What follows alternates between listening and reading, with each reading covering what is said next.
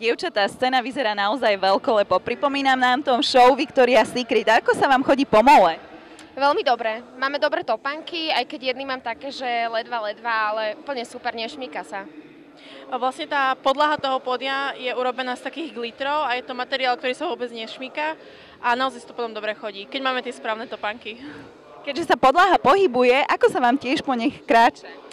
Nastavili to tak, aby sme tu nejako ustali, takže tí chlapci tu sú profesionáli, takže vedia, že je to ťažké. A keď máme ten prvý tanec, tak sa vlastne nehybe ten pás a potom to máme tak načasované, že to vyjde. No presne, také niečo som chcela povedať, ale je to tak, ako žiadny problém s tým nemáme. Maťka, máš nejakú favoritku? Neviem, či sa to môže povedať, ale tak určite sú tu favoritky. Sú tu krásne baby, majú ambície a myslím, že je nás tu dosť. Ja to zopakujem, mám favoritku, je to Martina Cabanová a mám ju z toho dôvodu, že je krásna, šarmantná, vie plynulo po anglicky, má na to výšku, všetko úžasné. Ďakujem pekne. Ďakujem aj ja. Ďakujeme. Magdi, vedela by si nám povedať niečo k zajtrajšiemu veľkolepému finále? Samozrejme, myslím, že to bude finále, na ktoré sa nezabúda. Je to prvýkrát, chceli sme spraviť niečo naozaj úplne iné, aby to nebolo to klasické a to klasické pozovanie do rôznych trojuholníkov. Takže dievčatá sa predvedú naozaj na dlhom mole, na aké sú zvyknuté svetové top modelky, s naozaj svetovou výpravou. Tie letky, ktoré sú tam použité, sú niekoľko metrov veľké. Takou pikoškou bude, že ľudia budú môcť, alebo diváci budú môcť nakúknúť aj do zákulisia, pretože teda budú prestrihy aj do zákulisia.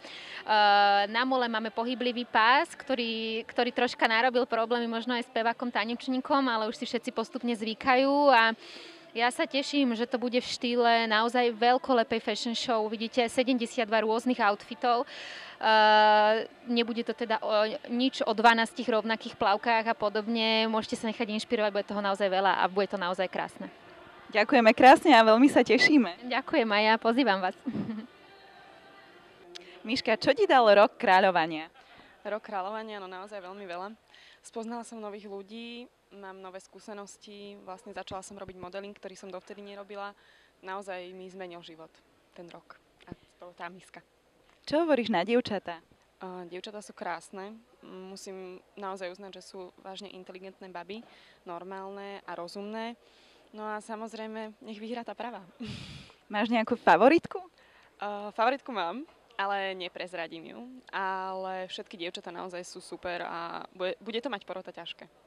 Prihlásila by si sa ešte raz na Miss? Určite.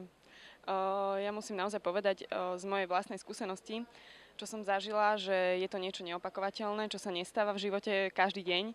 A určite každá baba, ktorá si myslí, že by to mohla skúsiť, tak nech to skúsi a nech príde. Ďakujem za rozhovor. Ďakujem.